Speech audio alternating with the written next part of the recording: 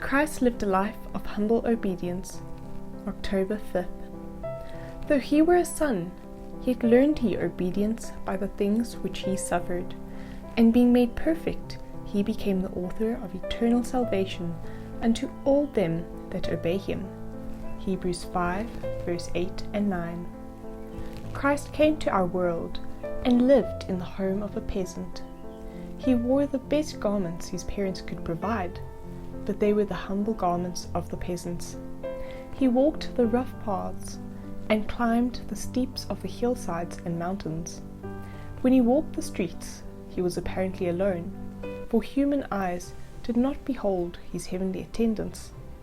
He learned the trade of a carpenter, that he might stamp all honest labour as honourable and ennobling to all who work with an eye single to the glory of God.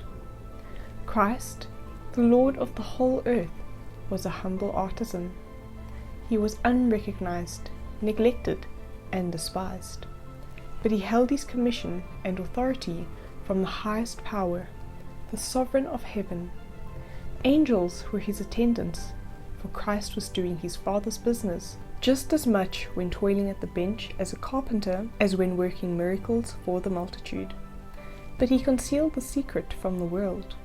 He attached no high titles to his name to make his position understood, but he lived the royal law of God. His work must begin in consecrating the humble trade of the craftsmen who have toiled for their daily bread. Had Christ passed his life among the grand and the rich, the world of toilers would have been deprived of the inspiration which the Lord intended they should have. Meek and lowly was the life of Christ. He chose this life that he might help the human family.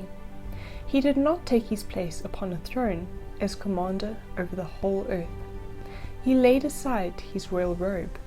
He laid off his kingly crown, that he might be made one of the human family. He took not on him the nature of angels.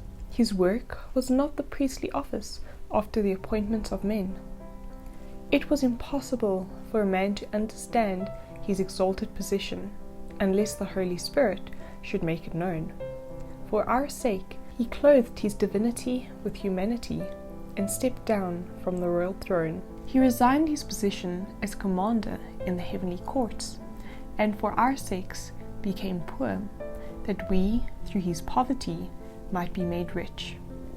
Thus he hid his glory under the guise of humanity, that he might touch humanity with his divine transforming power. Those to whom Christ has given a probation in which to form characters for the mansions he has gone to prepare are to enter into his life example